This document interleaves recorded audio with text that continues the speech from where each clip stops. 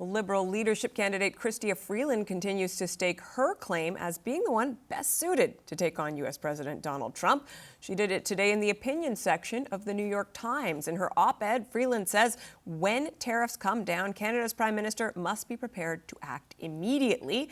Here with some more on this and the overall state of the Liberal leadership race is Rosemary Barton, the CBC's chief political correspondent. Thanks for making time, Rosie. So let's start with that op-ed. What does it tell us about where Freeland is in this race? You know, this op-ed and a couple other interviews that she's done with CNN over the past 10 days or so, I think mark a real shift in how she started this race. As you said, now trying to position herself as the tough person to take on Donald Trump, as the person who knows how to respond to him, who's dealt with him before. When I talked to her on the Sunday after the Saturday of the initial announcement, the executive order of the tariffs, she was very much aligned with the government, supporting the government, not putting forward her own ideas. And she, of course, signed that letter with the other leadership contenders saying, we're going to be united. We know that we have to take this on together. That has now changed. She is positioning herself in a completely different way, really aggressively putting forward her approach.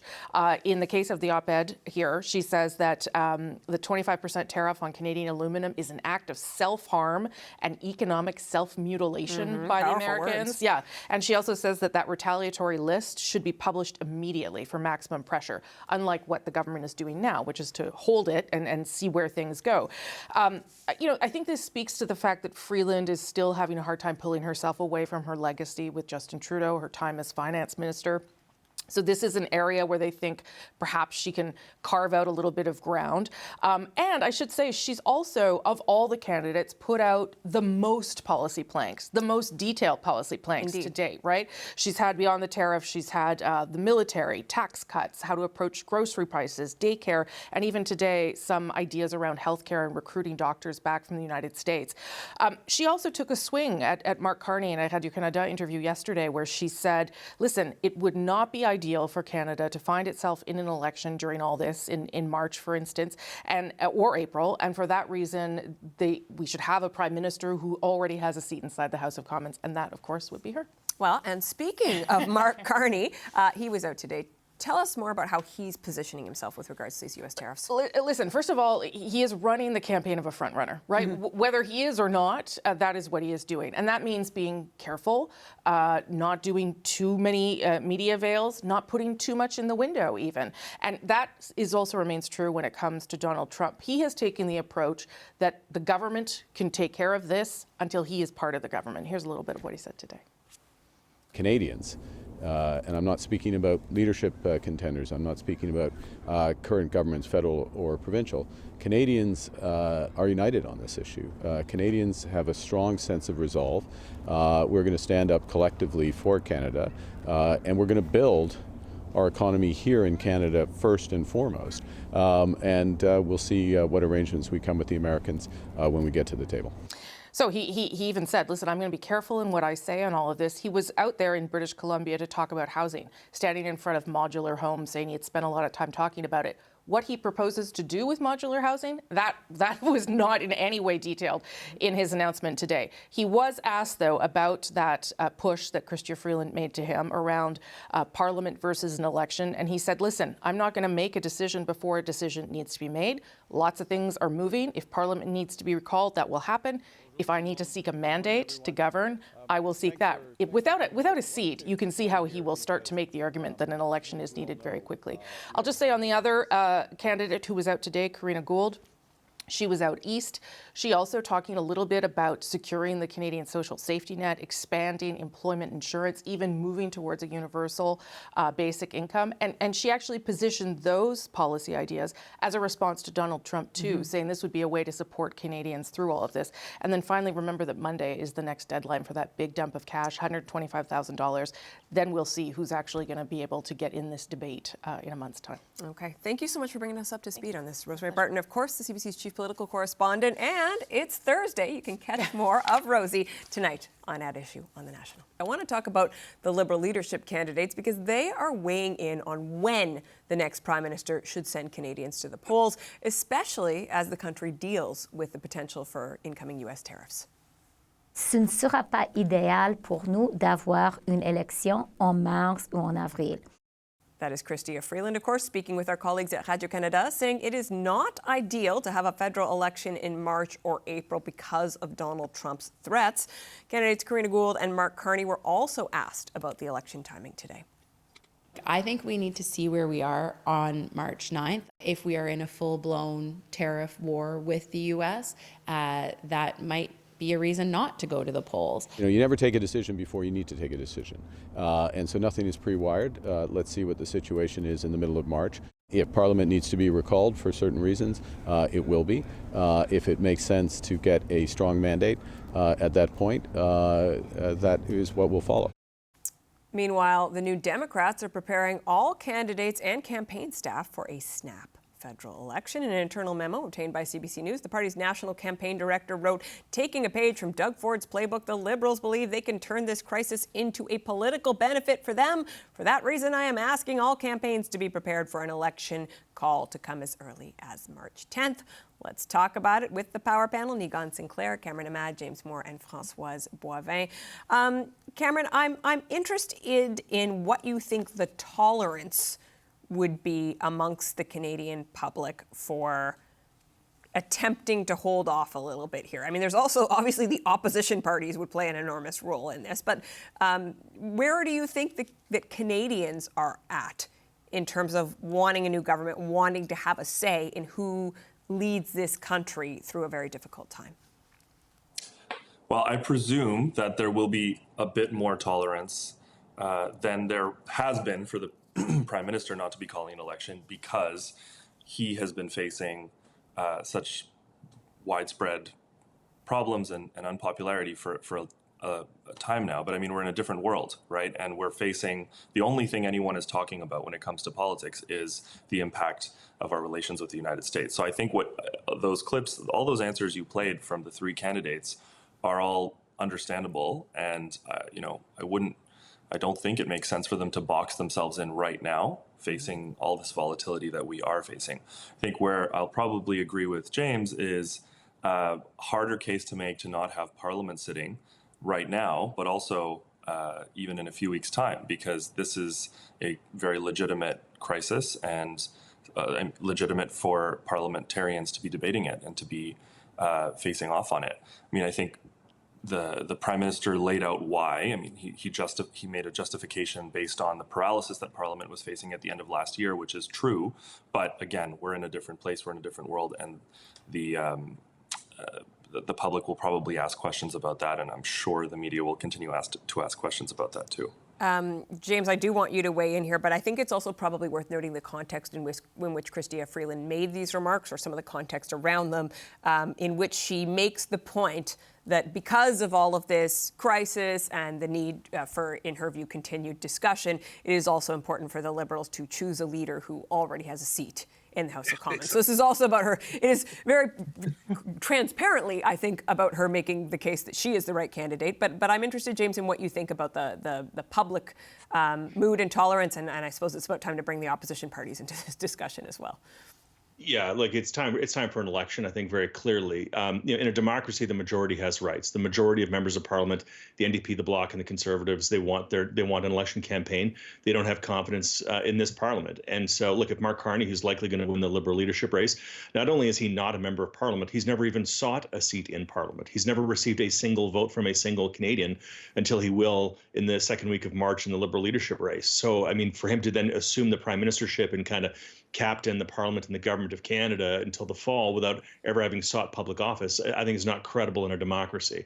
And also, given what Donald Trump frankly said today about, almost threatening that the United States would not abide by the NATO commitment that a threat against one, an attack against one is an attack against all, that he wouldn't necessarily protect Canada's national security needs as an ally traditionally does through our NATO commitments, plus the tariff threats, plus the status of the Canadian economy, plus all the challenges that we're facing internally. The idea that Parliament would not be stood up and cannot stand up because we have a Liberal leader who's not a member of Parliament is just not appropriate. I think Mark Carney wins inside of 48 hours. He should go to the Governor General, call a campaign.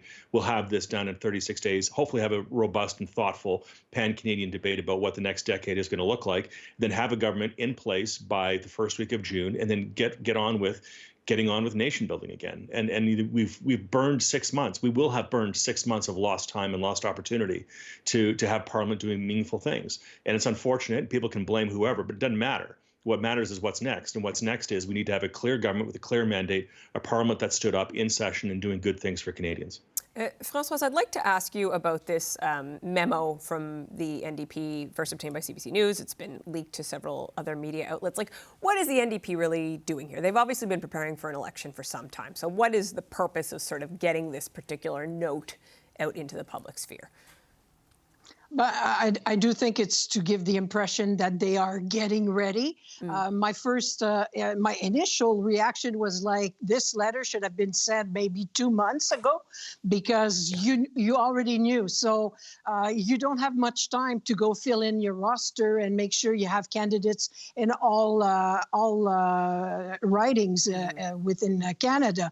So that being said, I want to go back to the fact that I think the saving grace of this Parliament that has been dysfunctional since at least 5-6 months, if not more, is the Trump factor. After the 20th of January, the public wanted the government out, now has to look into an election. And that's why I said it in January, that as soon as the leader of the Liberal Party is elected, we are going into an election. Whatever Chrystia Freeland thinks, the argument she used, it's probably her only one that she can hope and pray that will resonate with membership, which I doubt very much, because even membership, the Liberal membership, is not at that saying anymore.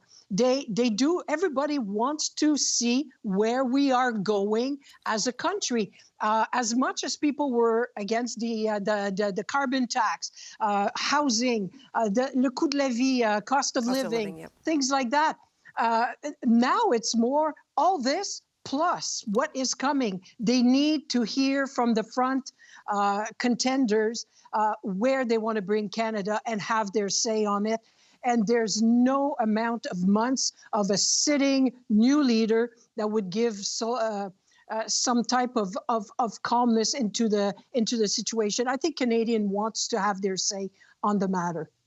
Nigan, one of the arguments that I think I've heard made of critics of the Prime Minister is that perhaps Trump is treating Canada a particular way, poorly, obviously, because of a feeling of animus towards the Prime Minister, or a sense that he is politically weak because he is a lame duck Prime Minister. Do you think it's realistic, Nigan, to imagine that Donald Trump will treat the next Prime Minister of Canada and perhaps another Prime Minister after that in a short period of time, it really remains to be seen, differently?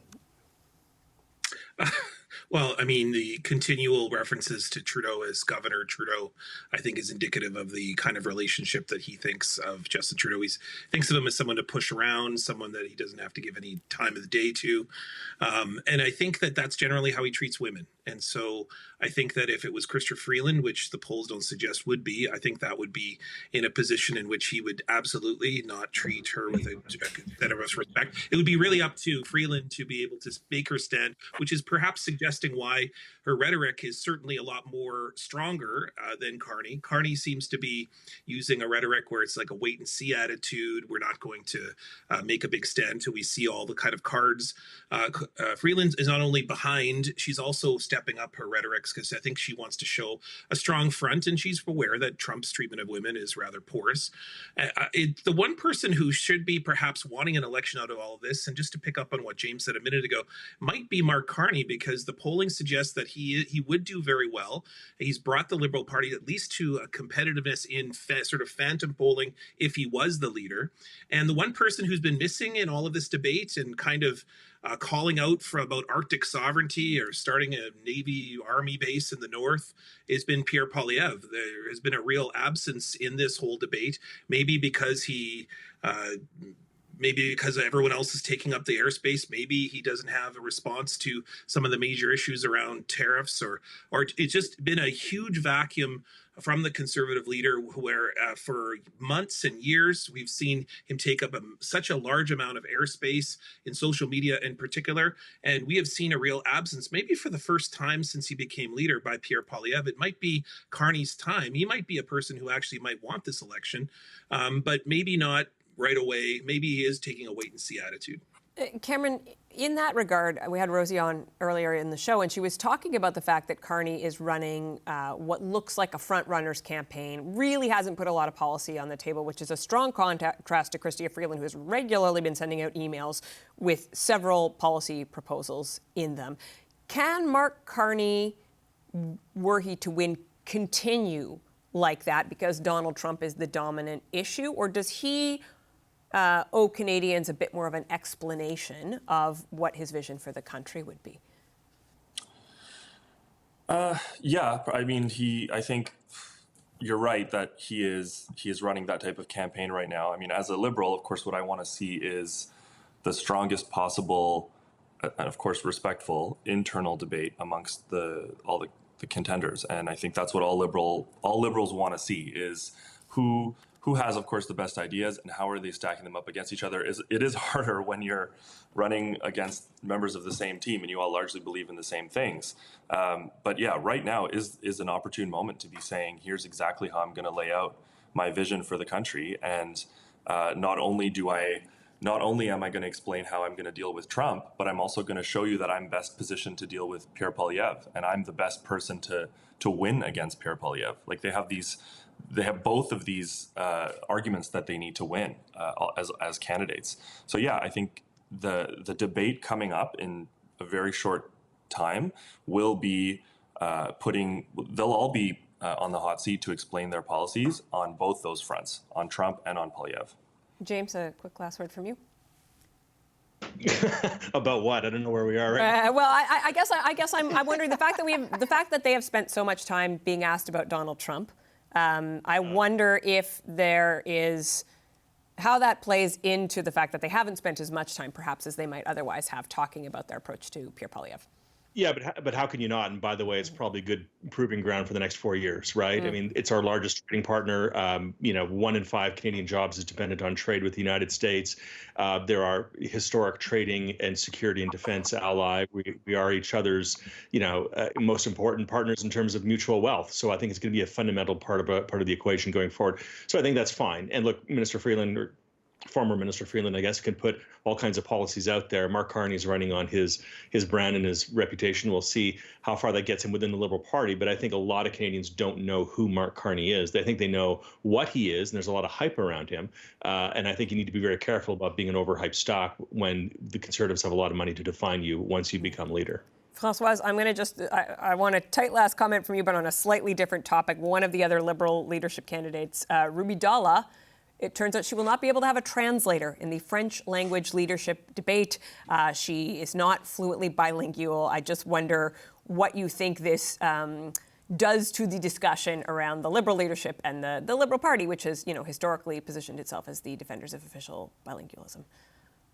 I was kind of surprised that they would accept the candidacy of somebody who's not bilingual. And I don't mean fluently bilingual, perfectly bilingual.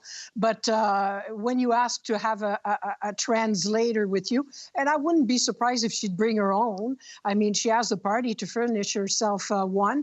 But I do hope that they put their foot down, because I don't want to hear a translator during the French debate. I'll be as a Francophone, a Quebecer, very insulted. So even more so from the Liberal Party of Canada. So I applaud their decision on the matter, and I'm still surprised that she's still running. Okay, we're going to leave you can offer your services, Françoise. James is asking if you want to do it. No, we all say no. Stay with your optimism, James. Stay with your optimism. Well, and on that optimistic note, we're going to wrap up this edition of the Power Panel. Thank you to all of you. Nigan Sinclair, Cameron Ahmad, James Moore, and Françoise Wavin.